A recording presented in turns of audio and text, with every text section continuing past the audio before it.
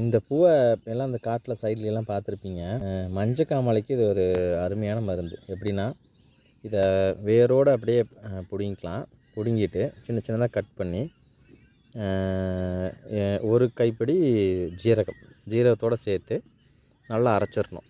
அரைச்சிட்டு இதையும் ஜீரகத்தை நல்லா நைஸாக அரைச்சி மை மாதிரி அரைச்சி, எப்படி சொல்லுவாங்கன்னா, அந்த காலத்தில் இது ஆக்சுவலாக எங்கள் தாத்தாவோட வைத்தியம். எங்கள் அப்பாவுக்கு சொல்லி கொடுத்தாங்க, எங்கள் அப்பா எனக்கு சொல்லி கொடுத்தாரு.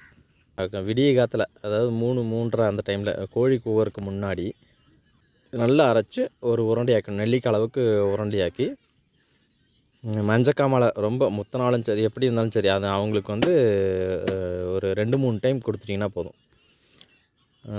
அது மெயினாக என்னென்னா, அந்த கோழி கூவருக்கு முன்னாடி விடிய காலத்தில் ப்ரிப்பேர் பண்ணணும் இதையே. அப்படின்னு பார்த்தீங்கன்னா, நீங்கள் ஒரு 2 மணிக்கே இப்போ 2:30க்கெலாம் எந்திரிச்சு அரைச்சி ஒரு 3 மணி அந்த டைமில் சாப்பிட கொடுத்துடணும். முழுங்கிடணும் அப்படியே.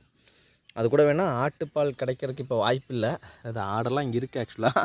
ஆனால் ஆட்டுப்பால் கிடைக்க வாய்ப்பு இல்லை. ஆட்டுப்பால் வந்து இது கூட சாப்பிட்றது ரொம்ப நல்ல மஞ்சக்காமாலைக்கு அப்படி இருக்கிறவங்களுக்கு.